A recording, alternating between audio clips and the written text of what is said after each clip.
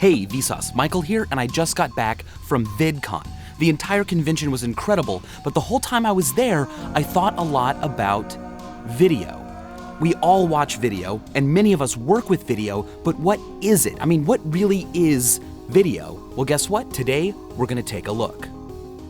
To begin, I think we should start all the way down at the bottom with language. What does the word record mean? The story behind the word record is actually quite cool and makes me a little sentimental. The word record comes from the Latin, where re means again, and cor means the heart or the soul. So when you record something, you are literally bringing it back into your heart, bringing it back into your soul, remembering it. Now, that sounds really nice and pretty, but it actually had more to do with the fact that ancient people thought that the heart was where we stored memories, not the brain.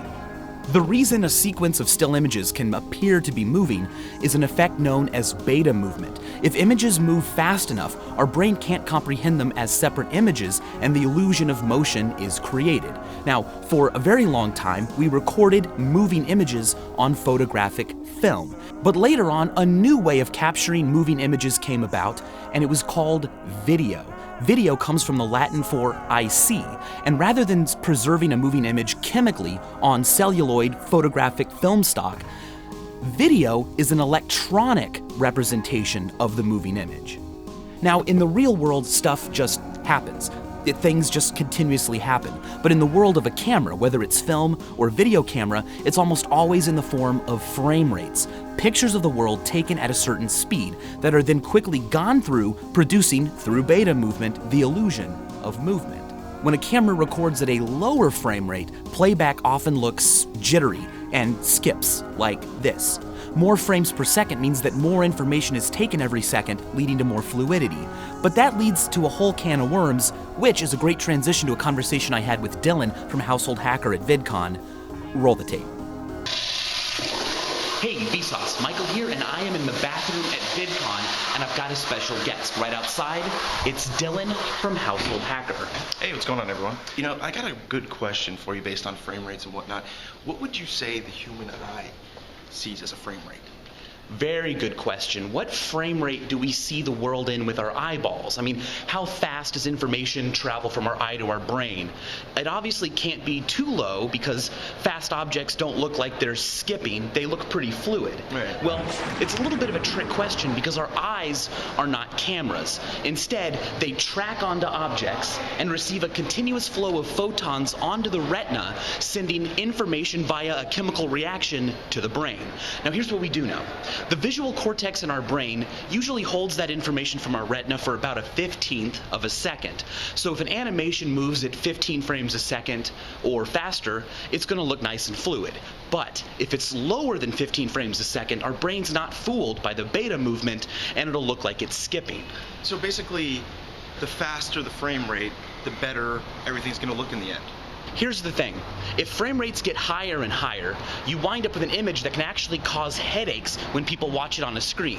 Here, I'll explain why. Hold this camera for a second. Oh yeah, no problem.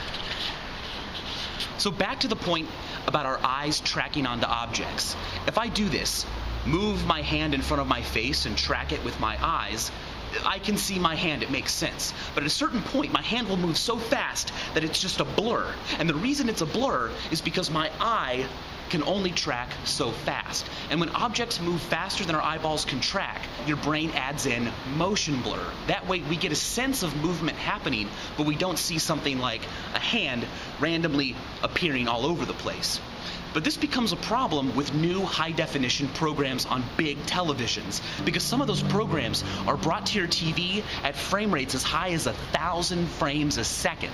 And objects like a tennis ball that normally travel so fast our eyes can't track them and they look blurry, don't look blurry because the camera is able to see them clearly. And when you watch that program on TV, you can actually get a headache or get dizzy, so they're having to find ways to add blur back into HD pictures. Pretty neat, right? That's great information. Yeah, How did anytime. you even learn this? You know, That's what I'm here for, man. All right. Thank you. Yeah, hey, see you around. See ya. See ya. Oh, hey, just real quick. You know, the bathroom, I heard you coming out. Did you wash your hands? Yeah. So there you go, some cool facts about video that I learned while I was flying to and from VidCon from New York to LA. It was a long flight, but I learned a lot, and I want to end with some numbers about YouTube specifically. YouTube hosts videos from all over the world. Massive, massive amounts. In fact, every minute of the day, people are uploading video to YouTube. And if you were to take all the video uploaded to YouTube at any given minute, altogether it would equal 48 hours. That's right, 2 full days of video are uploaded to YouTube every single minute. You guys are part of something gigantic. All right, now later this week I'll have a new episode of IMG, and soon enough we'll have episodes of Dong, Loot. It's gonna be super cool, so be sure you're subscribed so you don't miss anything. And as always, thanks for watching.